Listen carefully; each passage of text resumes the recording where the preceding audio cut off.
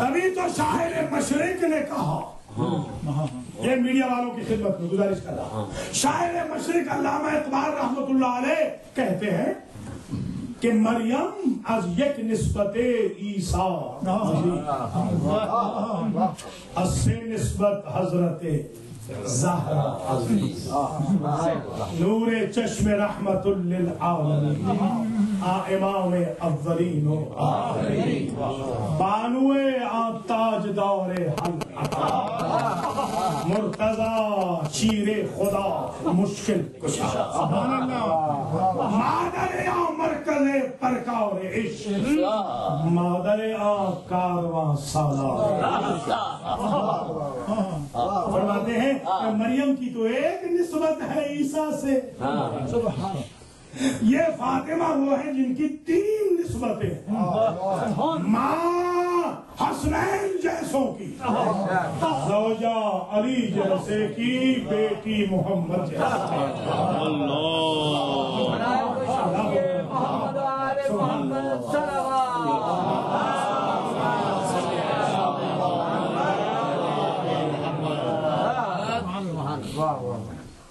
عجیب بات یہ ہے، یہ آج کی جو میں مجلس پڑھ رہا ہوں الحاج ماجد حسین موسوی صاحب کی فرمائش پہ پڑھ رہا ہوں، یہ عنوان انہوں نے دیا، یہ چاہتے ہیں گھر گھر یہ ڈی وی ڈی پہنچے، یہ سی ڈی پہنچے، دنیا کو پتہ چلے کہ امتیازات فاطمیہ کیا ہے۔ کتنے ہو گئے جناب؟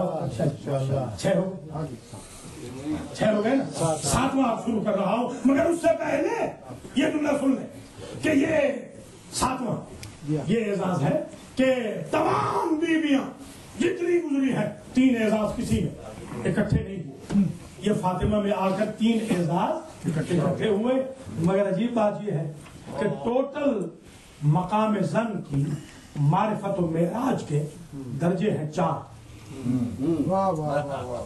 ایک مس ہو رہا تھا فاطمہ سے اور وہ تھا اچھی بہن،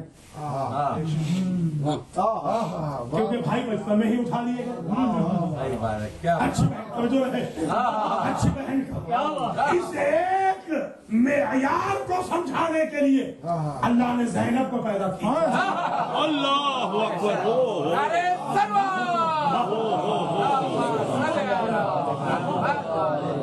سبحان اللہ، کیونکہ جناب زینب پہ آ کے تکمیل زن ہو گئی،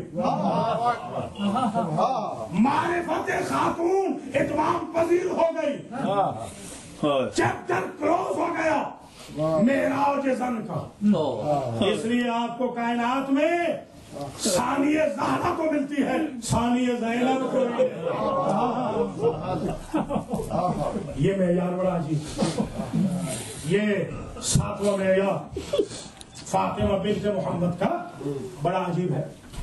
ایک شعر اگر اجازت دے تو اور سن، علامہ اقبال کا ایک شعر زبردست نظم ہے، یہ نظم بڑی عجیب نظم ہے، اسے عام کیجئے، عام پبلسائز کیجئے، بار بار چھاپیے اسے تاکہ دنیا کو پتہ چلے کہ علامہ اقبال بانی و مؤسس پاکستان کا مذہب کیا ہے۔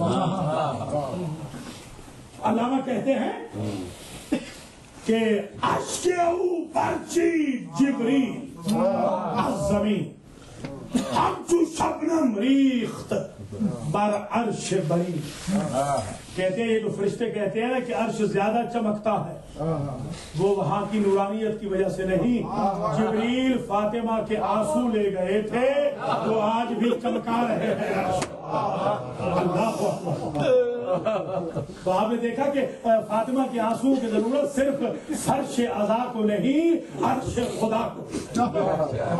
میرے جملے کی قدر کرو، اللہ تبھی تو علامہ فرماتے ہیں، علامہ کہتے ہیں کہ پاس فرمان رشتہ آئین حق زیر پاس، پاس فرمان جناب مصطفیٰ ورنہ گرد تربتش گردی کرے۔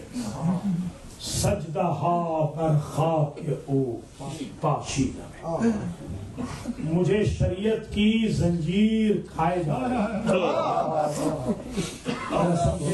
علامہ نے کس معرفت پہ ڈوب یہ نظم کہی، مجھے معرفت میں ڈوب کے کہی ہوئی نظم میں کہتے ہیں مجھے شریعت کی زنجیر زیر پا، اور مجھے جناب مصطفیٰ کا فرمان کھائے جا رہا ہے۔ اگر یہ دو چیزیں نہ ہوتی تو میں سجدہ کرنے کے لیے خاک تربت فاطمہ کو چنتا اور کعبے کا رخ نہ کرتا، عبادت میں رخ بھی قبر فاطمہ کی طرف۔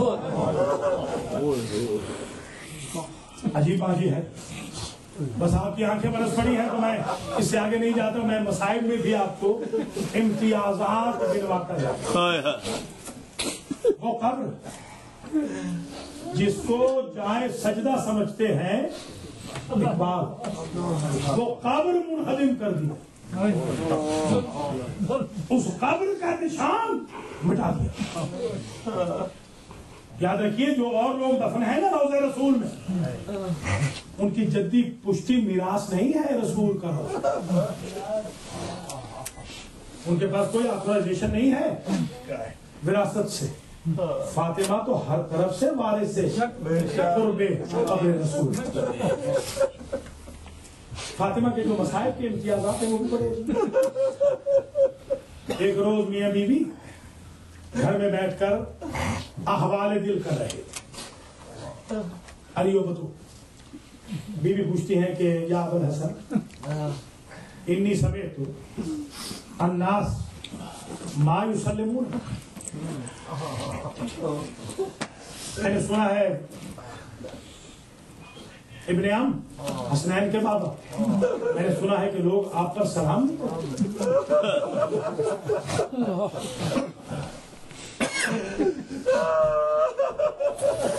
علی کہتے ہیں اگر بات اتنی ہوتی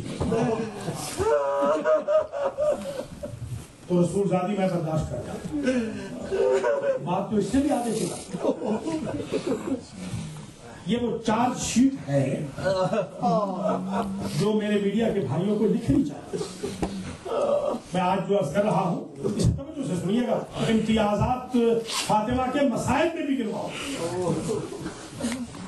رسول داری کہتی ہے مولا اس سے بھی آگے بات بڑھ گئی، تو کیا؟